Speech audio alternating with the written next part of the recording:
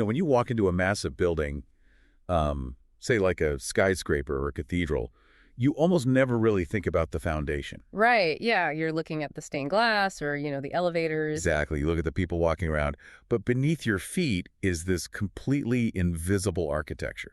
Just tons of concrete and rebar that dictates exactly where the walls can go, where the doors are, how the space fundamentally operates. And you don't see it at all, but it completely controls your experience of the building. Yes, exactly. It creates the boundaries of your reality in that space. Because you're basically moving through a blueprint that someone else drew up decades ago, completely unaware that your path was already chosen for you. I mean, that is exactly it. And today, we're going to look at a different kind of invisible architecture. Welcome to the Deep Dive. Glad to be here. Today is Tuesday, July 7th, 2026.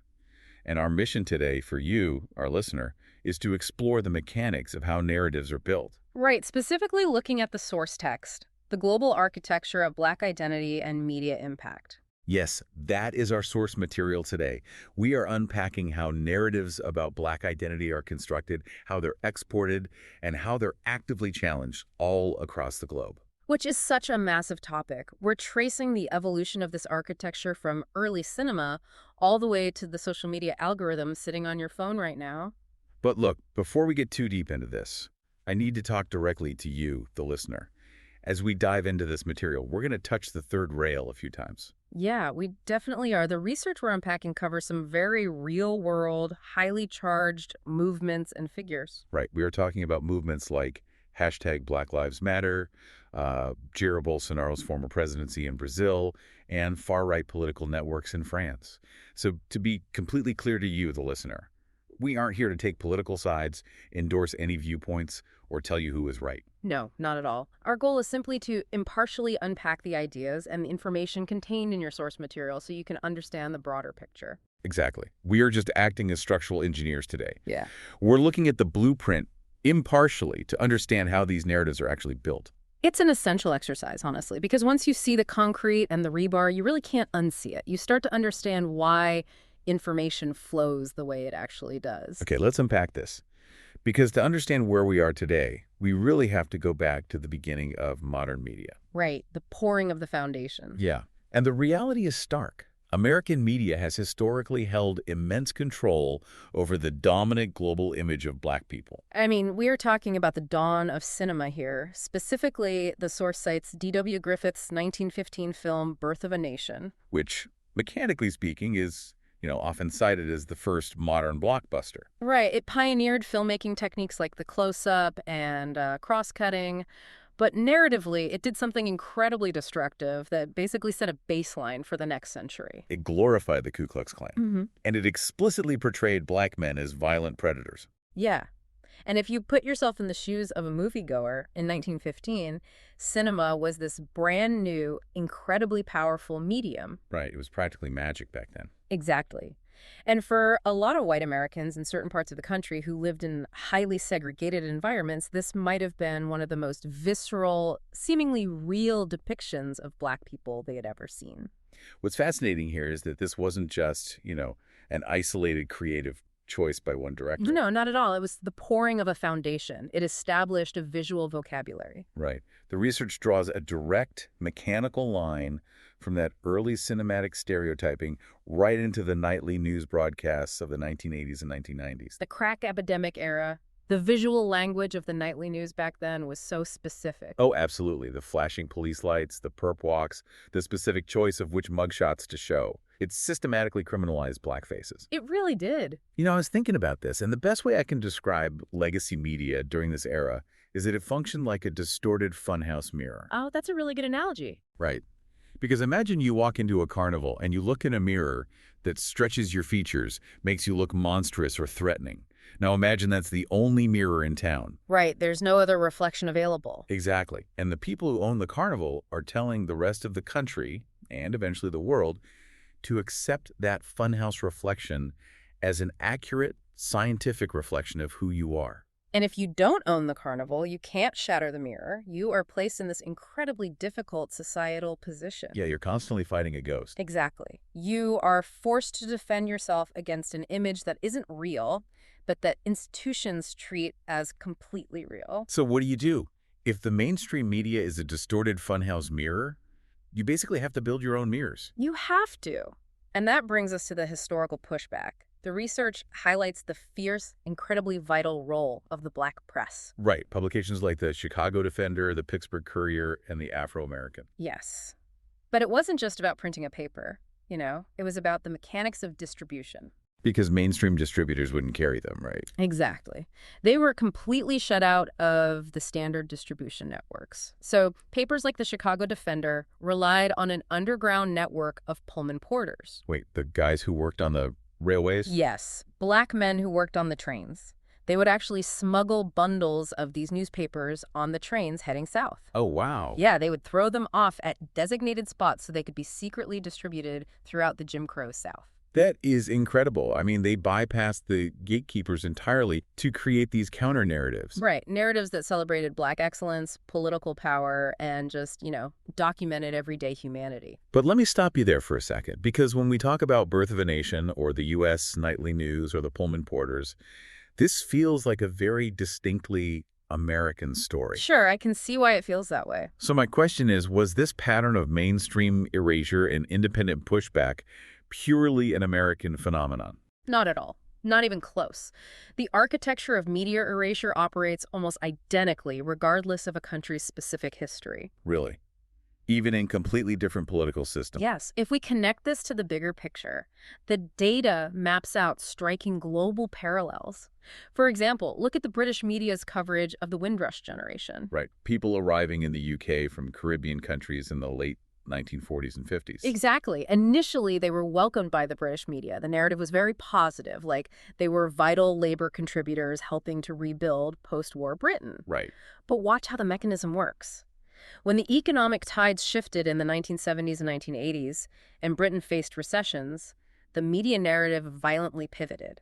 Oh, let me guess. The mirror changed. Exactly. The exact same communities that were celebrated as builders were suddenly framed by the press as a problem or an economic burden. So the mirror was weaponized based on economic convenience. It's a structural pivot. Yep. And we see an even more extreme version of this in South Africa. Right, during apartheid. Yes. Under apartheid, the mechanism wasn't just a shifting cultural narrative, it was a state-mandated tool. The state-controlled television and radio outlets systematically dehumanize black Africans. Just to justify the mechanics of the apartheid regime itself. Exactly. It was a conscious architectural choice. But wait, in South Africa, black people are the overwhelming majority. And the research mentions Brazil too, right? Yes, it does. Brazil has the largest black population outside of the continent of Africa. You would think the media there would naturally reflect the demographics just purely based on numbers. You would think so, yeah. So why does this demographic disparity exist even in majority black populations? Because demographics do not equal ownership. Even today, Brazil's major television networks, like their massive telenovela industries, struggle heavily with underrepresentation and stereotyping. So it's about who owns the mirror. Exactly. Institutional gatekeeping operates the exact same way in Rio as it does in Hollywood. A very small group of people own the broadcast towers and the printing presses. They control the funhouse mirrors. Well, here's where it gets really interesting. Because that era of gatekeeping has essentially collapsed, right? Oh, completely. When we shift to the smartphone revolution and social media, the whole game changes. We're talking about the democratizing power of platforms like Twitter, which is now X, and Facebook. You no longer need to convince a news producer in a boardroom to put your story on television. Nope, you can broadcast it yourself right from your pocket. The traditional gatekeeper has been completely removed from the equation. And the historical shift here is profound. I mean, think about the 2012 murder of Trayvon Martin or the 2014 killing of Michael Brown. Right. Historically, a local legacy media outlet might have buried those stories in the back pages. Or they just would have printed the police report verbatim, without question. But social media allowed citizens on the ground to bypass that entire structure. And that led to a massive evolution in how counter-narratives are built. Think about how hashtag Black Lives Matter started as a simple hashtag. But because of this new digital architecture, it transitioned into a global movement. Solidarity demonstrations erupted in the UK, France, Australia, Germany, Kenya. That kind of Rapid, decentralized, cross-border organizing was mechanically impossible under the old legacy media model. Absolutely impossible. The infrastructure just wasn't there. Okay, but I have to play devil's advocate here for a second. Because listening to this, it sounds like Silicon Valley is the unequivocal hero of the story. I know it sounds that way at first. Right, like technology came along, smashed the distorted mirrors, and saved the day. But algorithms are just math, right? Math isn't racist. How can a neutral line of code be anything other than a totally level playing field? See, that is the ultimate illusion of the internet. Math itself isn't racist, sure, but an algorithm is not a neutral playing field. Okay, what is it then? It is a mathematical optimization engine. The research introduces this as a severe second layer of harm. Platforms like Meta and TikTok are optimized for one primary metric, and that's engagement. Right, they want to keep your eyes on the screen as long as possible to serve you ads. Exactly. So imagine the algorithm is a blind sorting machine. It can't actually see what a video or a post is about. It doesn't know what racism is, and it doesn't know what a civil rights movement is. Right, it just reads data points. All the machine can feel is heat. It measures how long you stare, how fast you type an angry comment, how quickly you hit share. It wants heat. Wow. And what generates the most intense heat in human psychology? Outrage, anger, fear. And racial outrage is basically rocket fuel for that machine. Precisely. Because of this structural optimization, the Brookings Institution and multiple digital rights organizations have found some pretty terrifying data. Like what? They found that racist content, disinformation targeting Black communities, and anti-immigrant posts actually spread significantly faster than measured factual reporting. Significantly faster. Yes. The algorithm isn't sitting there trying to be prejudiced. It is just blindly rewarding the content that generates the most friction. The real-world outcome is the amplification of racial division at light speed. That is deeply unsettling. But it also brings up a mechanical question about globalization, I think. How so? Well, these algorithms, these blind sorting machines, they are overwhelmingly built in Silicon Valley. The engineering teams, the initial data sets, the corporate structures, they're American. Great. Very true. But the internet operates everywhere. So how does a piece of code written in California end up affecting the narrative in, say, Brazil or France? How does that transmission actually happen? This is a concept the research calls algorithmic colonialism. U.S. platforms like Meta, X, YouTube, and the U.S. regulated side of TikTok, they set the global infrastructure. Oh. And because these platforms have such massive user bases in the States, American cultural data essentially trains the baseline global algorithm. Wait, so if the machine learns that a certain type of American racial outrage generates a ton of heat, it assumes that same type of content will generate heat everywhere else. Yes, exactly. U.S. platforms act as a global cultural megaphone. Remember that dangerous black man stereotype we talked about from Hollywood in 1915? From Birth of a Nation, yeah. Because the U.S. outrage data trains the global algorithm, that specific American stereotype gets surfaced on feeds in Paris or London or Rio. That's wild. So American prejudices are exported through the wire. Exactly. Shaping policing attitudes and immigration policies in nations that are entirely disconnected from American history. And the research gives some incredibly clear examples of this playing out on the ground globally. Let's look at France. Right. The far-right networks there. Yeah. Far-right communities in France have learned exactly how to exploit this imported architecture. They know the blind sorting machine wants heat, so they feed it highly inflammatory, dehumanizing content. Content targeting North African and Sub-Saharan African communities. Exactly. They're playing the algorithm like an instrument to spread their ideology. Then we saw it in Brazil, too. During Jair Bolsonaro's presidency, Bolsonaro-aligned social media networks effectively harnessed these algorithmic dynamics. To amplify anti-Black and anti-Indigenous sentiment, right? Yes. The outrage engine was used to build real political momentum. And sports isn't immune either. Look at the UK following the 2021 Euro final. Oh, that's a perfect example. Right. When several Black players for England missed penalty kicks, the immediate aftermath on social platforms wasn't just organic anger. No, it was a documented, highly coordinated wave of anti-Black abuse. And the algorithm picked up on it. The machine saw the massive spike in engagement around the game, felt the heat of the racist abuse, and actively pushed it wider and faster into more people's feeds. It's literally an architecture rigged to reward our worst impulses. But, you know, there is a really important nuance here about how different markets navigate this. What do you mean? Specifically, when we look at majority versus minority demographics, Because the fight looks different depending on the baseline demographics of the country you're in. Right. Think about countries like Brazil, South Africa, and Nigeria. Because these nations have black majorities or near majorities, black communities naturally have a much stronger institutional presence in media production today. Because they are the default consumer base. Exactly. So while they still battle algorithmic outrage, they have more baseline institutional power to create their own content and define their own cultural narratives from the inside. Contrast that with the United States. In the U.S., black media is a totally different fight because it exists in a minority context. Right. They're always fighting for market share. Yeah, you have legacy institutions like Essence, the Griot, or Black Enterprise, and they're constantly forced to compete against mainstream, historically white-dominated outlets. Outlets that still control the vast majority of the advertising dollars. So the servers, the distribution infrastructure, all of it. It's a persistent structural uphill battle just to maintain audience share. So the rules of the building are different depending on which country the building is in, even if the foundation was poured by the same tech companies. Okay, we have covered an incredible amount of ground today. So what does this all mean? It's a lot to take in, for sure. It is.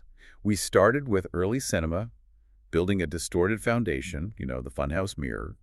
We saw how legacy media acted as gatekeepers, actively erasing identities or criminalizing them based on economic or political convenience. Right, from the UK to South Africa. And then we watched the smartphone revolution smash those gates, only to replace them with blind, algorithmic sorting machines that weaponize our outrage for profit.